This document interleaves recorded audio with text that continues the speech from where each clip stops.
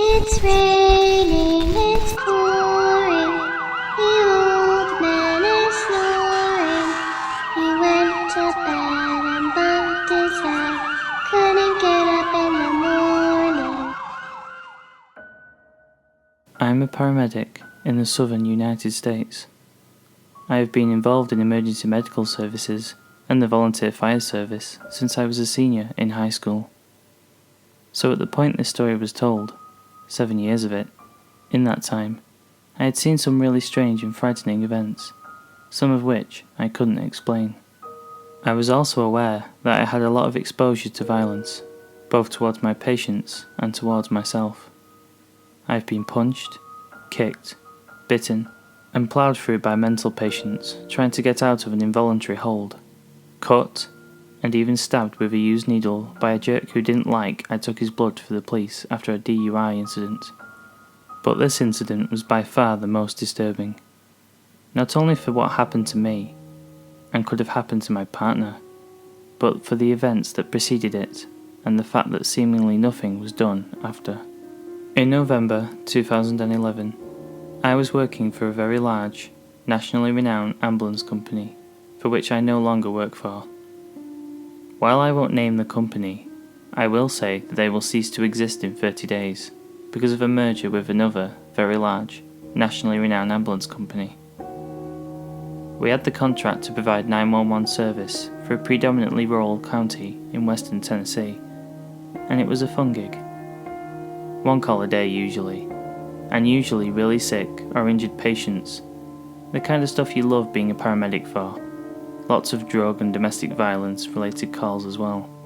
That night, it was particularly miserable, rainy, and just dark. The local 911 office had received a call about an assault, and now the deputies were calling for us to come and assist them.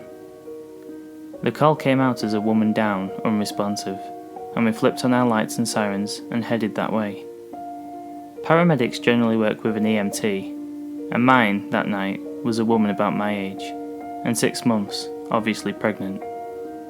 Alex, as we'll call her, was about 5'2", incredibly non-threatening and not a very pushy person. I'm 5'7", at that time maybe 180, and I'm not a type A personality at all. Introverted and kind of a goofball. Not overtly a take-charge authoritarian guy. I often joke that if I'm serious about something, something has gone terribly wrong. As we arrived there, I immediately knew something was very off. This was an older neighbourhood, dating back to before World War II. The house was an old shotgun-style house, where the rooms are directly behind one another. So the living room would empty into a kitchen, which would empty into a bedroom. If a door was shut, the rest of the house was an unknown. The lights were off, other than the light from the blue strobes of the cop cars. There was a deputy at the door, who said she was in the living room. But the deputies were all at their cars about 50 yards away on the main road. No one was doing first aid. The deputy said that the husband had said he had come home and found his wife laying face down on the floor and called the police. He said he knew his brother did it. The deputy warned me the husband seemed drunk, and then vanished, back to his car. As we walk in, we see no one around, no husband, which should have immediately raised a red flag.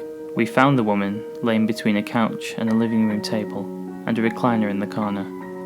The door to wherever was closed. But we went to work on the woman. She was beaten to a pulp, her nose deformed, her scalp was split open, and she was unconscious. She had areas of bruising all over her, some in various stages, another red flag. But there was work to do, and we set about stabilising the woman and beginning the process of starting an IV and placing a neck collar to immobilise her. In our distracted state, we hadn't noticed the man step out of the bathroom.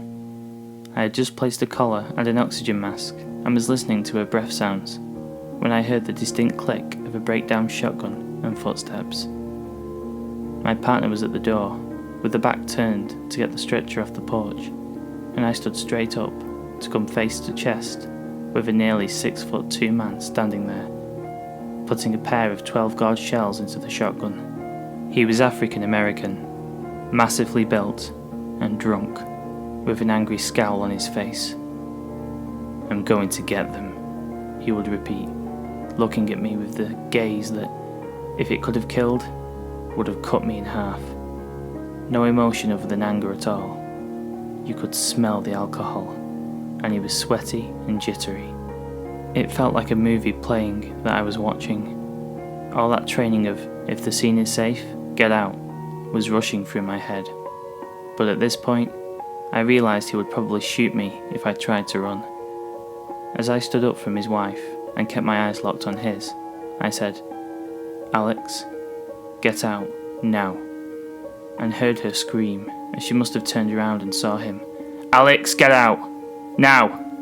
"I'll be fine," I repeated slowly, methodically, as I placed myself over his unconscious wife, between him and my pregnant partner. He stopped, stared me down, and pointed the barrel of the shotgun straight at my face as he did so.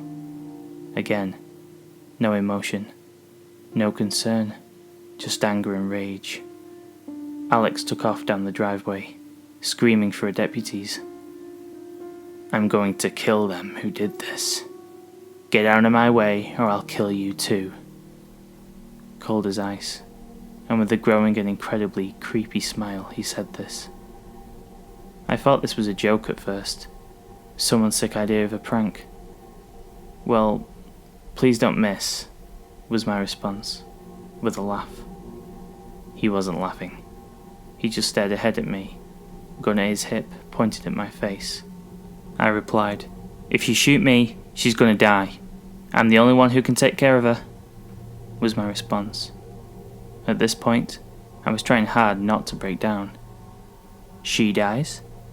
You die," was his response, and he sat down on the recliner across from us. He still had that smile, that creepy, toothy smile, and those white eyes bearing down on me. I had shivers going down my spine. I thought this was it. This was going to be how I died. All I could think about, as I worked to tokily bandage these cuts on this woman's head, was how I was going to look up and suddenly feel and see nothing. My head would be hamburger meat. But then, he lowered the gun and looked at his wife. My brother made me do this. He made me do all that, you see. She was cheating on me. I had to. I didn't want to hurt her. She made me. That same creepy grin. That same wide-eyed look. The same sweaty, trembling behaviour. I was running out of things to do to keep this guy convinced I was busy saving her life. All of a sudden, I finally heard screaming and was blinded by flashlights. The deputies had been called back to the scene, after they had left, by my partner. When she realised they had gone looking for the brother, she called over the radio and had them come back. They stood there, guns drawn, yelling at the man to drop the shotgun. He did, and they threw him onto the ground and cuffed him. He started crying, screaming how she was dead, how it was his brother's fault, not his, and to leave him alone. Standing there, shaking, no, trembling, and wondering what the fuck just happened, we regained our composure, got our injured patient into the ambulance, and took her to the local trauma centre. When we got back, a deputy took a report from us, and we had to file an incident report with our employer. We never heard anything after that. Fast forward to 2013. I'm not working in the country anymore.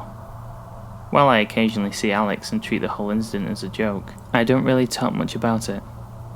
I never saw anything on the news about us, and honestly never pushed the issue. I'm working for another service at this time.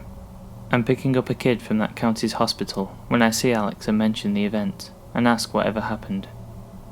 She pulls me aside and tells me the rest of the story, and at that time, I realised more just how close I came to dying that night. The woman had regained consciousness a day after the attack, and told the hospital staff that her husband had been drinking heavily that day and not taking his medicine.